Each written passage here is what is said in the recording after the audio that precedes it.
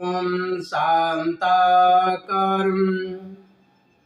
भुजगशयनं पद्मनाभं सुरेशं विश्वाधारं गगनसदृशं मेघवर्णं शुभाङ्गं लक्ष्मीकान्तं कमलनयनं योगहृदयानुगम्यं वन्दे विष्णुभवभयहरणं सर्वलोकैकनाथम्।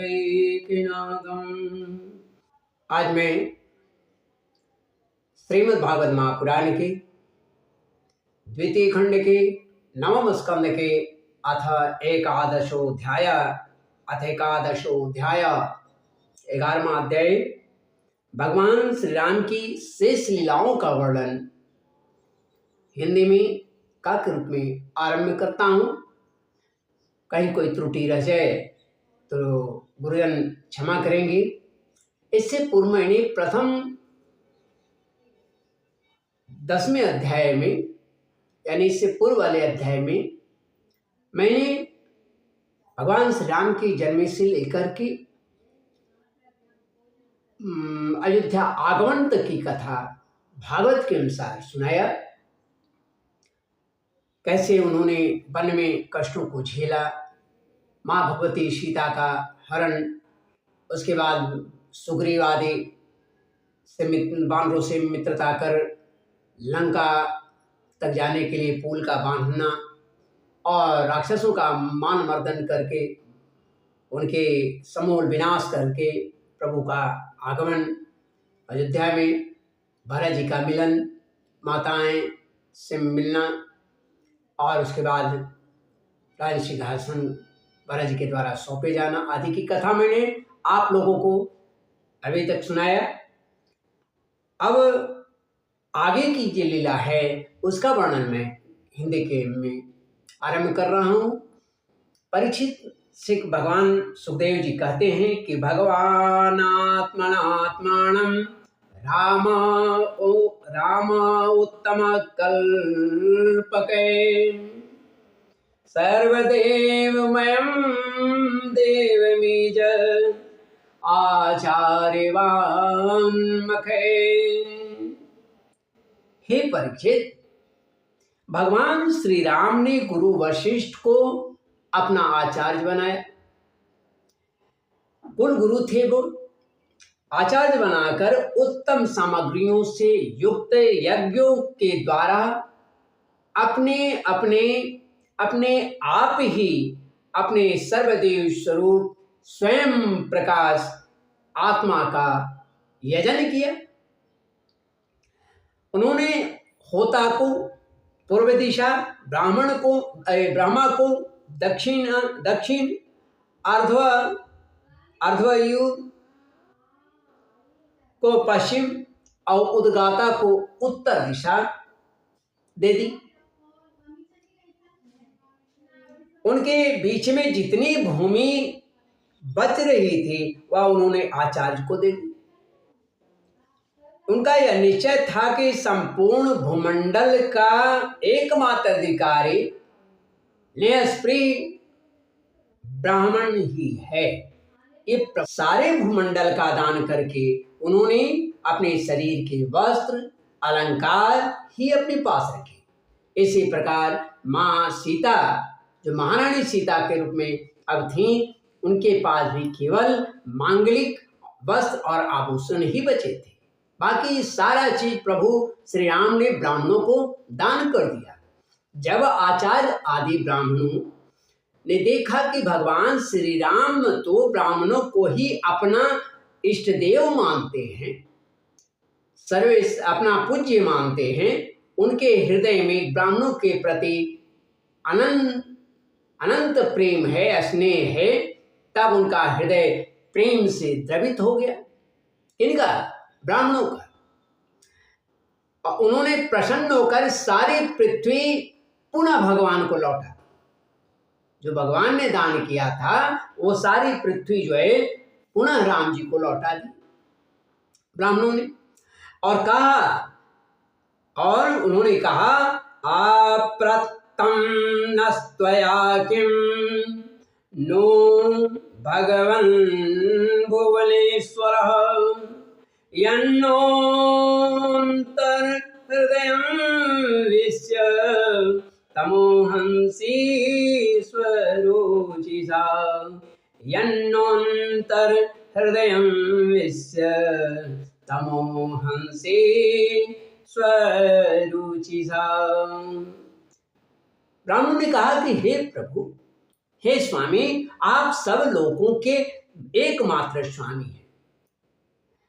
आप तो हमारे हृदय के भीतर रहकर अपने ज्योति से अज्ञानांधकार को नाश करने वाले और नाश कर रहे हैं। ऐसी स्थिति में हे भगवान, भला आपने हमें क्या नहीं दे रखा है और मुझे क्या चाहिए? आपका ज्ञान अनंत है।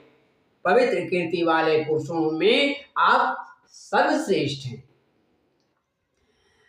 उन महात्माओं को जो किसी को किसी प्रकार की पीड़ा नहीं पहुंचाते, आपने अपने चरण कमल दे रखे हैं। ऐसा होने पर भी आप ब्राह्मणों को अपना इष्टदेव मानते हैं। भगवान, आपके इस राम रूप को आप नमस्कार करते हैं, हम आपको प्रणाम करते हैं। बोलिए श्रीमन्नारायण भगवान की जय, राजा रामचंद्र की जय। परीक्षित एक बार अपनी प्रजा की स्थिति जानने के लिए भगवान श्री राम जी रात के समय छिपकर अपने वेशभूषा बदलकर किसी को बिना बतलाए हुए वे घूम रहे थे। उसी समय उन्होंने किसी की यह बात सुनी थी। वह अपनी पत्नी से कह रहा था, नाहं बिभर्मितां दुष्टां सतीं परवेश्मगां स्त्रीलोभे बिभ्रियात् सीतां रामो नाहं भजे पुनः। वह आदमी अपनी पत्नी से कह रहा था कि अरे दुष्ट, तू दुष्ट है और उल्टा है। तुम पराये घर में रह के आई है। स्त्री लोभी राम भले ही सीता को रख लें, परंतु मैं तुझे फिर नहीं रख सकता। सचमुच सब लोगों को प्रसन्न रखना टेढ़ी खीर है, और जो राजा होता है उसका तो विचार कहना क्या है। और राजा में भी राजा रामचंद्र जैसा राजा के लिए कितना कष्टकर है, क्योंकि उस हर राज्य में मूर्खों की कमी नहीं होती है,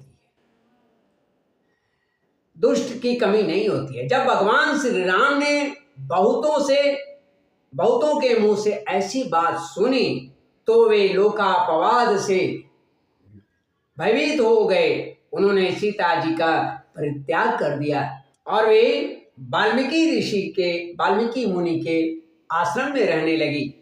सीता जी उस समय जिस समय उनका परित्याग किया गया था, उस समय माता सीता गर्भवती थी।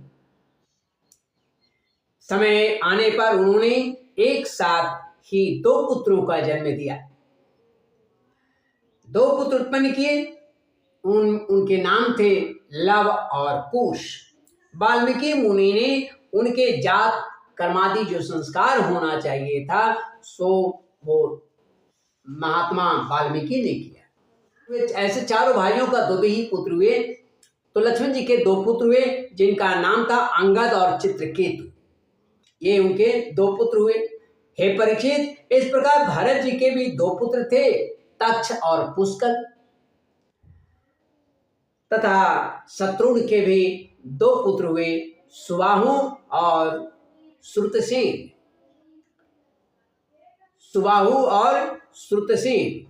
भरत जी ने दिग्विजय में करोड़ों गंधर्वों का संहार किया। उन्होंने उनका सब धन लाकर अपने बड़े भाई भगवान श्री राम की सेवा में निवेदन किया। शत्रुघ्न जी ने मधुवन में मधु के पुत्र लवण नाम के एक राक्षस का वध किया, मारकर, और वहां मथुरा नाम की पुरी बसाई। भगवान श्री राम के द्वारा निर्वासित सीता जी ने अपने पुत्रों को वाल्मीकि जी के हाथों में सौंप दिया और भगवान श्री राम के चरण कमलों का ध्यान करते हुए वे पृथ्वी देवी के गोद में समा गई। पृथ्वी देवी के लोक से होते हुए अपने साकेत लोक को वो चली गई। यह समाचार सुनकर भगवान श्री राम ने अपने शोकावेश को बुद्धि के द्वारा रोकना चाहा, परंतु परम समर्थ होने पर भी वे उसे रोक नहीं सके, क्योंकि उन्होंने जानकी जी के पवित्र गुण बार बार स्मरण हुआ रहे थे, बार बार स्मरण हुआया करते थे। इसलिए हे परीक्षित, स्त्री पुं प्रसंग एतादृक् सर्वत्र त्रासमावह। स्त्री पुं प्रसंगम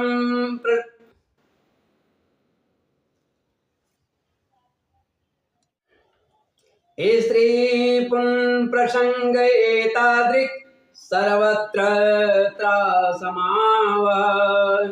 अपीश्वराणां किमुत ग्राम्यस्य गृहचेतसः। हे परीक्षित, यह स्त्री और पुरुष का संबंध सब कहीं इसी प्रकार दुख का कारण है।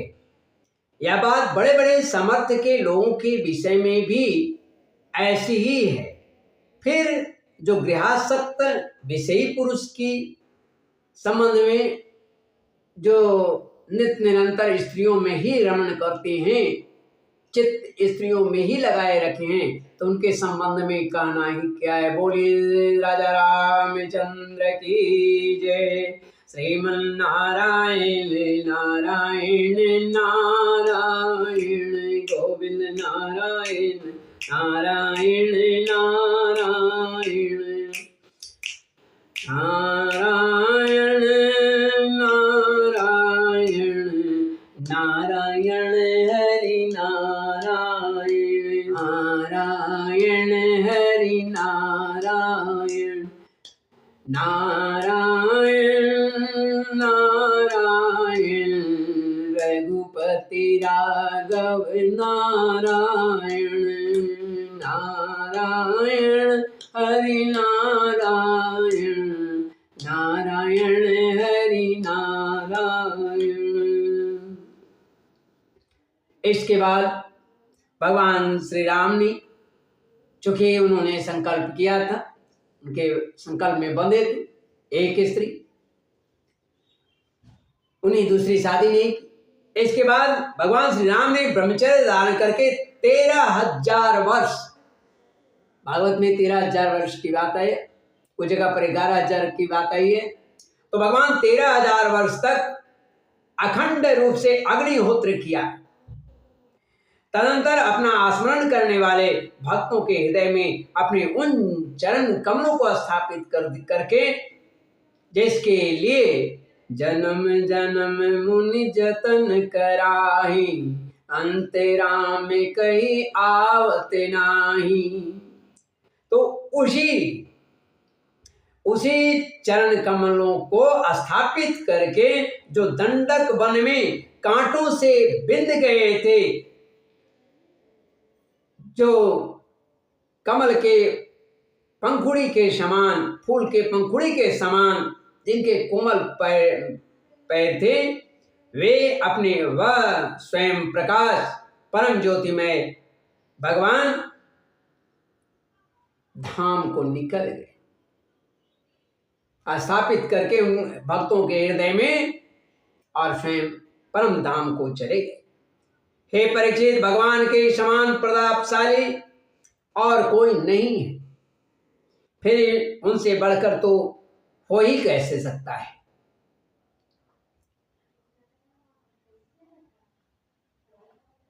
उन्होंने देवताओं की प्रार्थना से, जब देवताओं ने प्रार्थना किया था, पृथ्वी ने प्रार्थना की थी, हे भगवान, मैं लाखों जीव जंतुओं मनुष्यों राक्षसों को शांत कर सकता हूं जो आपके भक्त हैं, जो पुण्यात्मा हैं। लेकिन मैं एक पापी का भार भी नहीं सह सकता। हे भगवान, मेरी रक्षा कर। देवताओं ने भी प्रार्थना किया, मेरी रक्षा कर। और तब भगवान उन देवताओं की प्रार्थना को सुन करके ये अपनी लीला विग्रह धारण किया था।